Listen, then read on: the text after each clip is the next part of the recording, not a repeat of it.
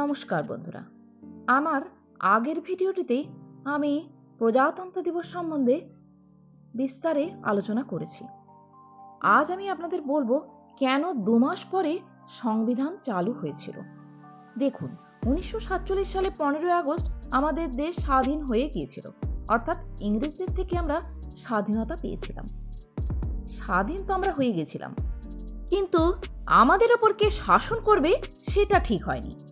ইংরেজরা বলল, তোমরা আগে ঠিক করো যে কে শাসন করবে তোমাদের দেশ, তবেই আমরা ফাইনালি ছেড়ে যাব।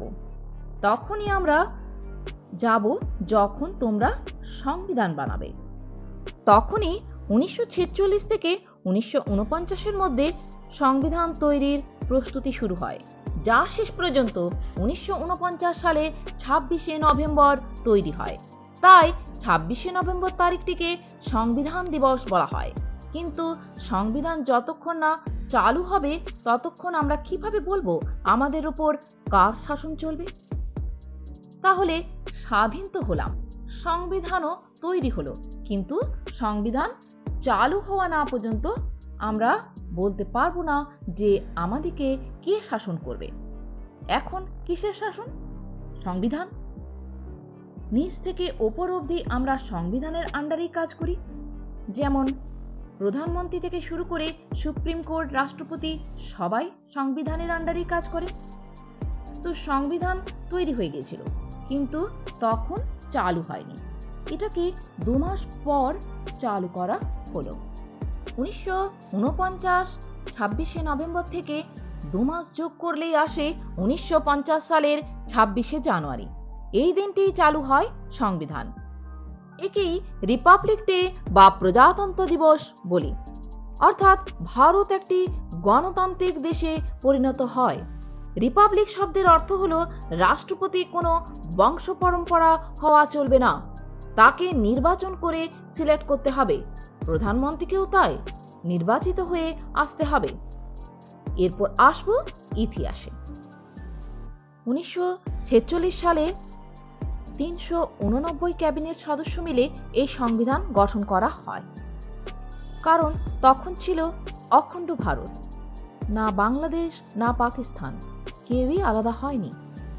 কিন্তু ঠিক পরের বছরই ভারত বিভাজন হয়ে পাকিস্তান গঠন হয়, ফলে সদস্য সংখ্যাও হ্রাস পায়।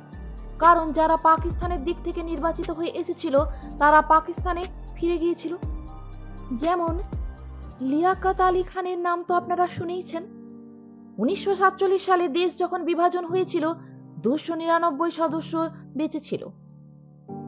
যখন ফাইনালি সংবিধানের হস্তাক্ষরের সময় এলো তখন আবার অনেকজনের মৃত্যুও হয়ে গিয়েছিল।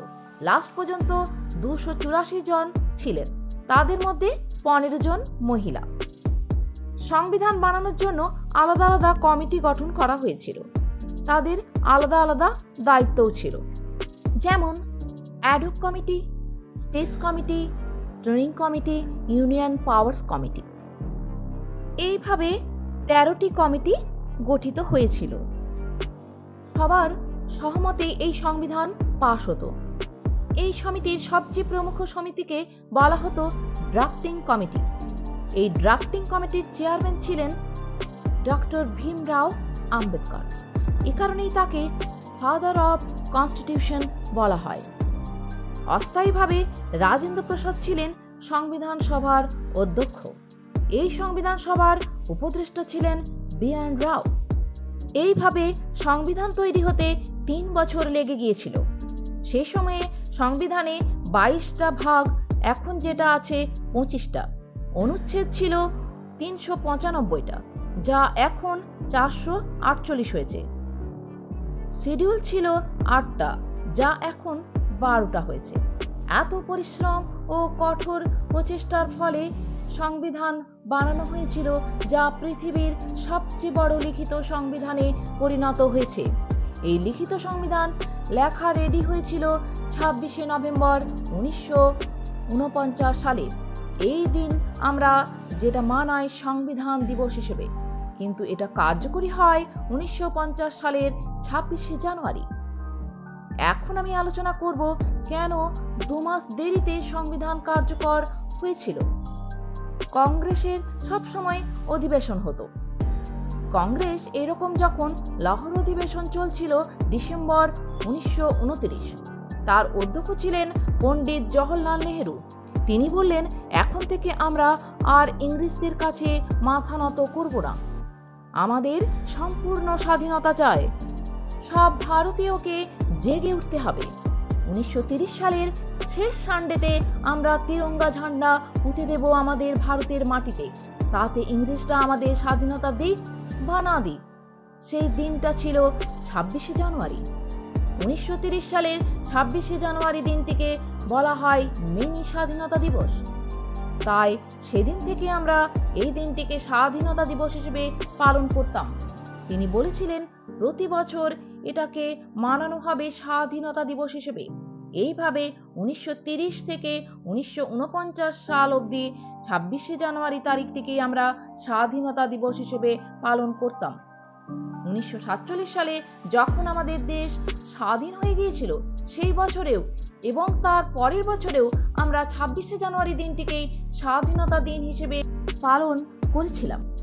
আবার 1947 সালের 15ই আগস্ট তারিখটিকে স্বাধীনতা দিবস হিসেবে ঘোষণা করা হলো, যেদিন থেকে ইংরেজ শাসন থেকে আমরা মুক্ত হলাম।